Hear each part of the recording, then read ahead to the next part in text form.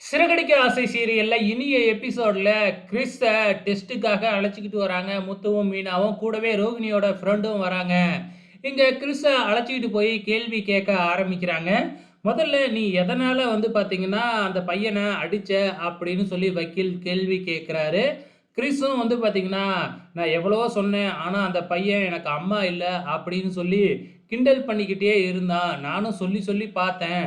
அதுக்கப்புறம் எனக்கு அம்மா இருக்கிறாங்க. என்னைய பார்க்க தான் வரமாட்டேங்கிறாங்கன்னு சொல்லி பார்த்தேன். ஆனாலும் அவன் விடுறதா இல்ல. அதனால தான் அடிச்சேன். அப்படின்னு அப்படியே முத்து சாரி கிறிஸு உண்மையெல்லாம் சொல்றாப்ல. அதுக்கப்புறம் ஒரு டேபிள்ல பணத்தையும், ஆப்பிளையும் வைக்கிறாப்ல. அதுல பணத்த எடுத்தானா பார்த்தீங்கன்னா, "எதுக்காக எடுத்தான்?" அப்படின்னு சொல்லி கேட்போம்.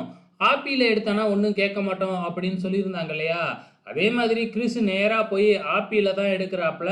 பணத்த எடுக்கவே இல்ல. இத செஞ்ச உடனே பார்த்தீங்கன்னா, முத்துவுக்கு பயங்கரமான சந்தோஷம். நேரா போயிட்டு, "இப்பனாச்சும் நம்புறீங்களா? அவனுக்கு ஒண்ணும் தெரியாதுன்னு" அப்படின்னு சொன்ன உடனே, அந்த பையனோட அப்பாவும் நம்புறேன் அப்படின்னு சொல்லிட்டு, நானே இந்த பையன் ஆப்பிள் எடுக்கணும்னு தான் விரும்பினேன். இந்த பையனோட ஃபியூச்சர் பாழாக கூடாதுன்னு நானும் நினைக்கிறேன் அப்படின்னு சொல்றாப்ல. அதுக்கப்புறம் கிறிஸ் அந்த பையன்கிட்ட போய் மன்னிப்பு கேட்டு, இதுக்கப்புறம் நம்ம ஃப்ரெண்டா இருக்கலாம் அப்படின்னு கை குடுத்து 2 பேரும் ஒண்ணு சேர்ந்துடுறாங்க. ஸோ இதுக்கப்புறம் என்ன நடக்குது? நம்ம முத்துவும், மீனாவும் ரோகிணியோட ஃப்ரெண்டு கிட்ட அவங்க அம்மாவ ஒழுங்கா பார்க்க சொல்லுங்க அப்படின்னு சொல்லிட்டு போறாப்ல. நம்ம முத்துவும் அவங்க அப்பாவுக்கு ஃபோன் பண்ணி நடந்ததெல்லாம் சொன்ன உடனே, நம்ம அண்ணாமலை சந்தோஷமா நான் கோயிலுக்கு போயிட்டு வரேன் அப்படின்னு கிளம்புறாப்ல. விஜயா என்ன பிளான் பண்றாங்க அப்படின்னா, இதவே நம்ம டாக்டர் பட்டம் வாங்குறதுக்கு ஏன் யூஸ் பண்ணிக்க கூடாது அப்படின்னு சொல்லி, இத ஒரு பிளான போட்டுக்கிட்டு இருக்கிறாங்க. என்ன பண்ண போறாங்க அப்படிங்கிறது தெரியல. இந்த பக்கம் ரோகிணிக்கு எல்லாம் இப்ப உண்மை தெரிஞ்சிடுச்சு இல்லையா? முத்துவும், மீனாவும் கிறிஸ காப்பாத்திட்டாங்க இல்லையா?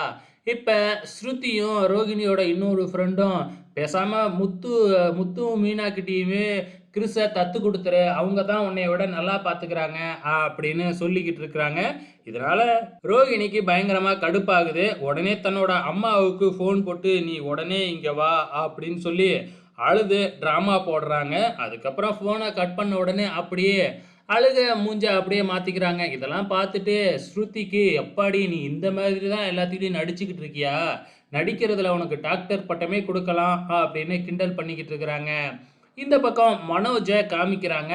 மனோஜுக்கு முத்து ஒரு ஐடியா குடுத்திருந்தாப்ல இல்லையா? அடுத்த முறை அவங்க வரும்பொழுது "நீ ஒரு கேமரா செட் பண்ணி எல்லாத்தையும் ரெக்கார்ட் பண்ணி அவங்க வாயாலேயே உண்மையெல்லாம் வர வையி" அப்படின்னு சொல்லியிருந்தாப்லயா? அதுக்கு ஏத்த மாதிரி நம்ம மனோஜும் தன்னோட மொபைல்ல கேமராவ ஆன் பண்ணி வைக்கிறாப்ல. இப்ப அந்த ராஜா ராணில ராணி மட்டும் ஃபர்ஸ்ட்டு வருது. வந்த உடனே மனோஜ் கிட்ட நல்லா பேசுற மாதிரி, "என்னைய உங்களுக்கு புடிக்குமா?" அப்படி இப்படின்னு ஏதேதோ கேட்குது. இவனும் பார்த்தீங்கன்னா, "உன்னைய எனக்கு பிடிக்கும். நீ என் பக்கம் வந்துரு. நான் உன்னைய நல்லா பார்த்துக்கிறேன்." அப்படி இப்படி என்னென்னமோ சொல்லிக்கிட்டு இருக்கிறாப்புல. பார்த்தா நம்ம மனோஜுக்கு முன்னாடியே நம்ம ராஜா இதெல்லாம் வீடியோ எடுத்து வச்சர்றாப்புல. இப்ப மனோஜுக்கு எதிரா ஆதாரமும் அவங்களுக்கு கிடைச்சிடுச்சு. இதுக்கப்புறம் மனோஜ் என்ன செய்ய போறாப்புலன்னு தெரியல. வெயிட் பண்ணி பார்க்கலாம். நாளைக்கு என்ன நடக்க போகுதுன்னு.